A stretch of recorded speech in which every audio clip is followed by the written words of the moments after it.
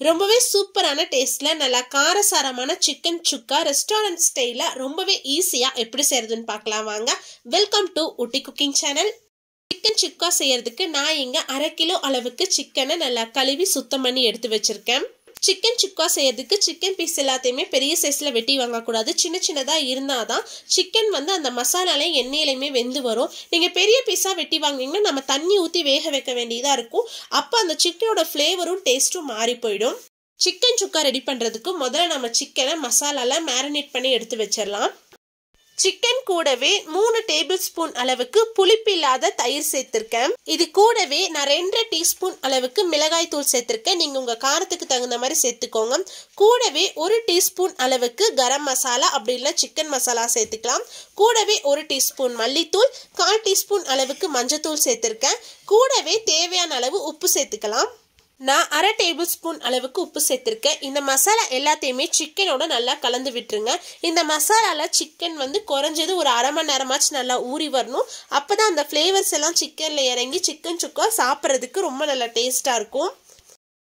நான் இங்க 3 பெரிய சைஸ் வெங்காயம் எடுத்திருக்கேன். இதை நீளமான ஷேப்ல கட் பண்ணி எடுத்துக்கலாம். எப்பவுமே சிக்கன் சுக்கா செய்யறதுக்கு வெங்காயம் அதிகமா சேர்த்து செஞ்சோம்னா ரொம்ப நல்லா டேஸ்டா இருக்கும். அதே மாதிரி நம்ம அதிகமா வெங்காயம் சேர்க்கறதுனால லைட்டா அந்த இனிப்பு டேஸ்ட் வரும்.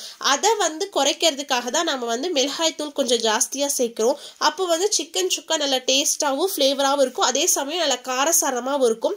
வெங்காயம் அதிகமா சேர்த்துனோம்னா கண்டிப்பா கொஞ்சமா காரம் சேர்த்துக்கோங்க. அப்பதான் ரொம்ப நல்லா டேஸ்டா இருக்கும்.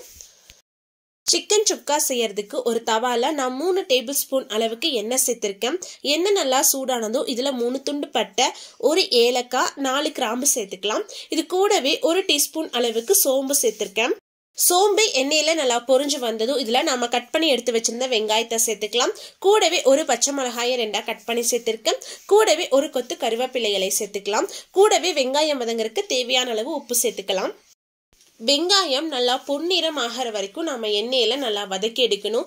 ஃப்ரைட் ஆனியன்ஸ்ன்னு சொல்லுவாங்க, அந்த பதத்துக்கு வரணும் வெங்காயம். அந்த அளவுக்கு நம்ம நல்லா வதக்கி எடுத்தாதான் சிக்கன் சுக்கா ரொம்ப நல்லா டேஸ்டா இருக்கும். பாருங்க, வெங்காயம் இந்த அளவுக்கு நல்லா வதங்கி வந்துருச்சு. இப்போ இதுல 2 டேபிள் ஸ்பூன் அளவுக்கு இஞ்சி பூண்டு விழுது சேர்த்திருக்கேன். இந்த இஞ்சி பூண்டோட பச்சை வாசம் எல்லாம் போற வரைக்கும் எண்ணெயில நல்லா வதக்கி எடுத்துக்கலாம். இஞ்சி பூண்டு பேஸ்ட் நல்லா வதங்கி வந்ததும் இதுல தக்காளி சேர்த்துக்கலாம். நான் நல்ல பழுத்த தக்காளியை ஒரு சின்ன தக்காளியை ரஃபா கட் பண்ணி சேர்த்திருக்கேன். இந்த தக்காளி நல்லா சாஃப்ட் ஆகிற வரைக்கும் எண்ணெயில நல்லா வதக்கி எடுத்துக்கலாம்.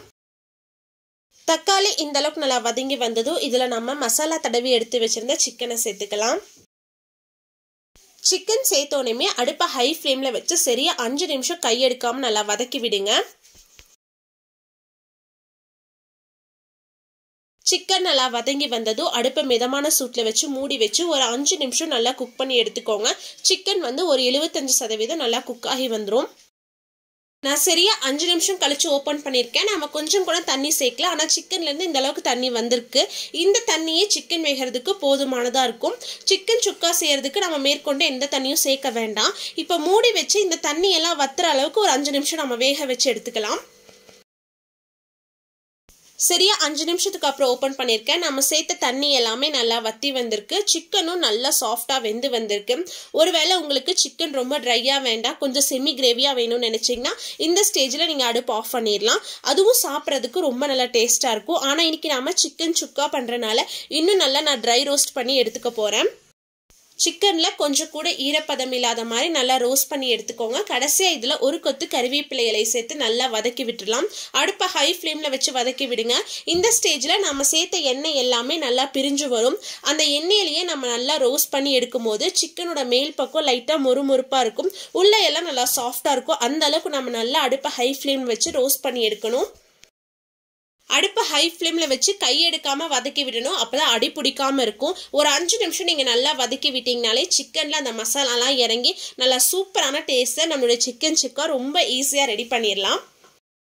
அவ்வளவுதான், நம்மளுடைய சிக்கன் சுக்கா ரொம்பவே சூப்பரா ரெடி ஆயிடுச்சு. நீங்க விருப்பப்பட்டீங்கன்னா கடைசியா கொஞ்சம் பெப்பர் பவுடரும் மல்லி இலையும் சேர்த்து கலந்து விட்டுக்கோங்க. அவ்வளவுதான், ரொம்பவே சூப்பரான டேஸ்ட்ல நம்மளுடைய காரசாரமான சிக்கன் சுக்கா ரொம்பவே ஈஸியா ரெடி பண்ணிட்டோம். இது செய்யறதுக்கு நம்மளுக்கு அதிகமா டைமும் தேவைப்படாது, அதிகமான பொருட்களும் தேவைப்படாது. நம்ம வீட்டில் இருக்க பொருட்களை வச்சு ரொம்பவே ஈஸியா குயிக்கா செஞ்சு முடிச்சிடலாம். இந்த சிக்கன் ரெசிபி ரச சாதத்துக்கு ஒரு சூப்பரான சைட் டிஷ்ஷா இருக்கும். எல்லா வெரைட்டி ரைசஸ்க்கு, சப்பாத்தி, நான் இது எல்லாத்துக்குமே ஒரு சூப்பரான சைட் டிஷ்ஷா இருக்கும். கண்டிப்பா நான் சொன்ன மாதிரி நீங்களும் உங்க வீட்ல செஞ்சு பார்த்துட்டு எப்படி இருந்துச்சுன்னு மறக்காம கீழே கமெண்ட்ஸ்ல சொல்லுங்க. நம்ம சேனல்ல ஏற்கனவே நிறைய சிக்கன் ரெசிபிஸ் வீடியோ அப்லோட் பண்ணியிருக்கேன். கீழே டிஸ்கிரிப்ஷன்ல லிங்க் தரேன், தேவைப்பட்டா செக் பண்ணி பாருங்க. நான் சொன்ன இந்த ரெசிபி உங்களுக்கு பிடிச்சிருந்தா லைக் பண்ணுங்க, ஷேர் பண்ணுங்க. மறக்காம ஊட்டி குக்கிங் சேனலுக்கு சப்ஸ்கிரைப் பண்ணுங்க. மீண்டும் அடுத்த ஒரு ரெசிபியில் சந்திப்போம். Bye, see you soon.